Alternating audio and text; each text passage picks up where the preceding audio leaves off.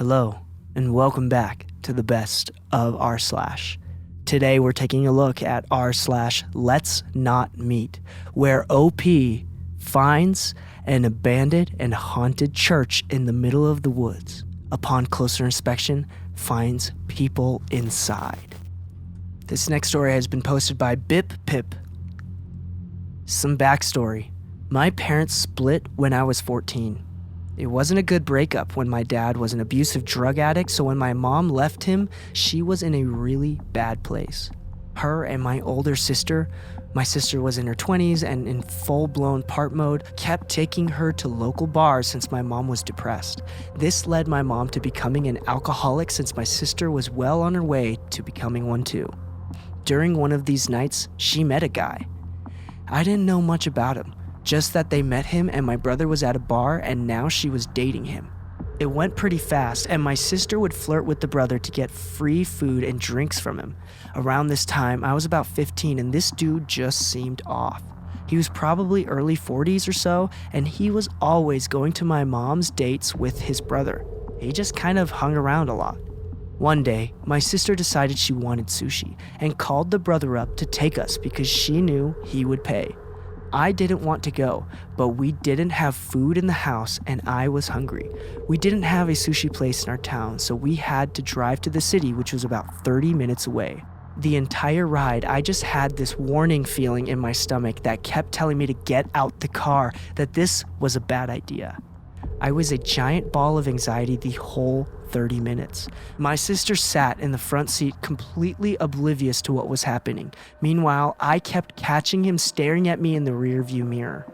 Once we got to the restaurant, he sat himself directly across from me. He wanted to sit next to me, but I rushed to sit next to my sister instead. It was awkward, but my sister talked a lot, so I was kind of able to hide. Eventually, she got up to go to the bathroom, and then I was alone with him. Almost immediately, he asked me if I had a boyfriend, and I said no. "That's good," he said. "You're too good for high school boys. They're only after one thing." I just nodded, not knowing what to say. He then went on to ask if I liked Disneyland, and I said yes. He got excited and went on about how he would take me, but hotels were expensive, so we'd have to share a room. It would just be us, so my mom and his brother could be alone. He said my sister couldn't come though because he couldn't afford to pay for both of us to go. At this point, I was extremely uncomfortable and I just wanted my sister to come back. She finally did, and he switched to talking to her. She didn't notice anything was wrong or that he kept looking at me. Once we finished, he took us home and invited himself in. I went to my room, locked the door, and hid. At one point, someone tried to open my door, but they stopped once they felt it was locked. My mom and her boyfriend came home around then. I tried talking to my sister, but she brushed me off. They had invited us back to their house, and I wanted so badly to stay home, but they forced me to go. Almost immediately, my mom and her boyfriend went to the room and left my sister and I with him. He got my sister drunk pretty fast and tried to get me to drink, but I kept refusing. It got to the point where my sister was almost blacked out drunk, and I was freaking out because once she passed out, it would just be us. I started texting my brothers, hoping one of them would pick me up. Thank God my eldest brother responded. I told him what was happening and he came to come get me.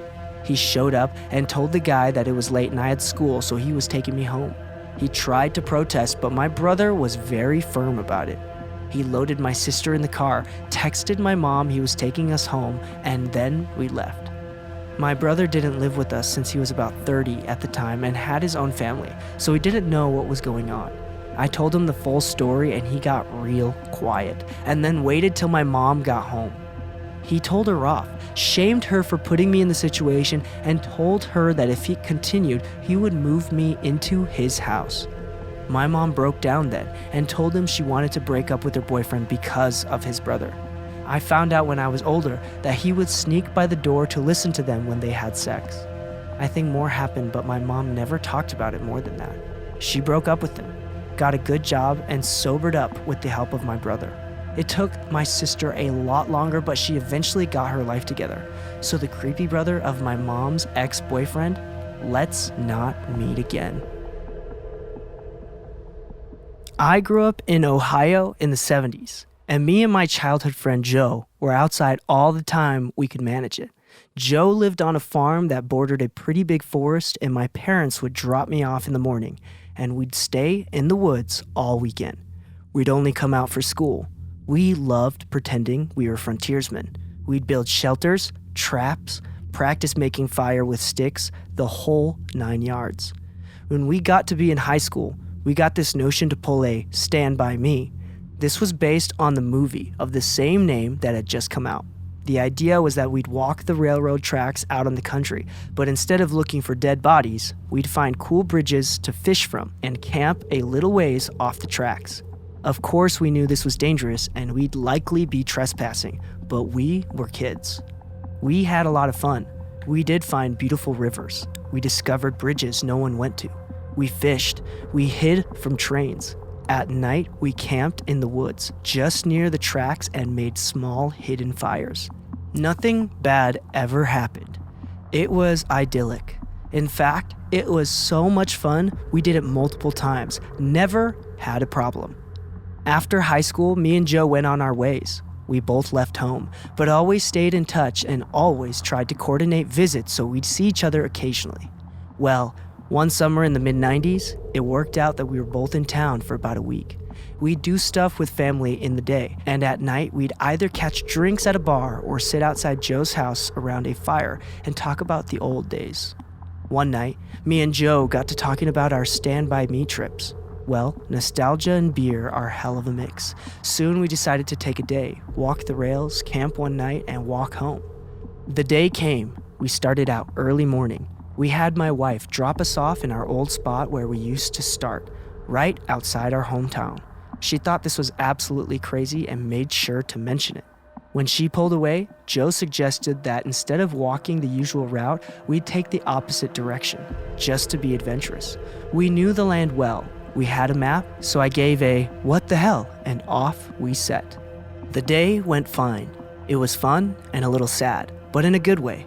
We found a bridge and sat on the edge, smoked a joint, and moved on. We had no fishing gear, but we brought some canned food and other stuff. Before night started to set in, we picked a spot to camp. It was a thick, forested area, trees on every side of the train track so you felt like you were in a tunnel.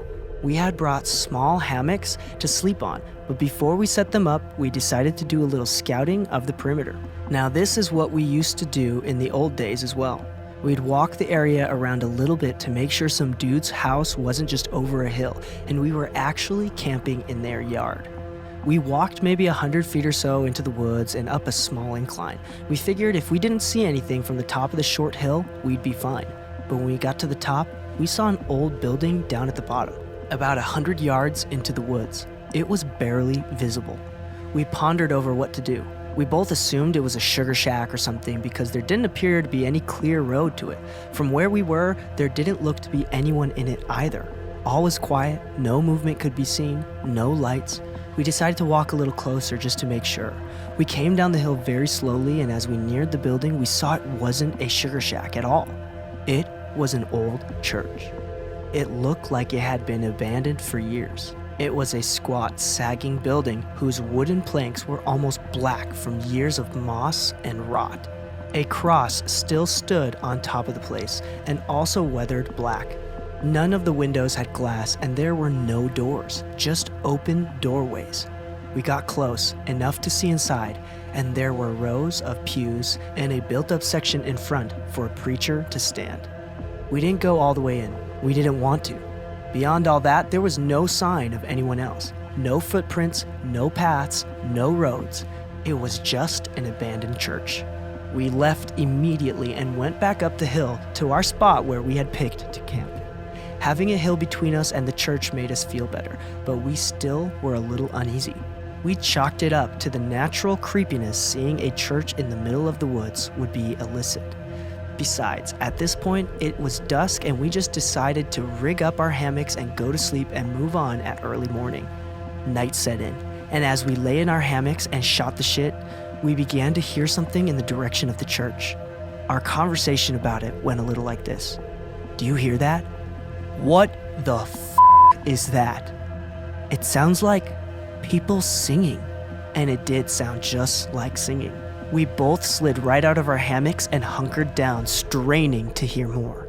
We listened for a minute or two, and the singing continued, but it wasn't getting louder.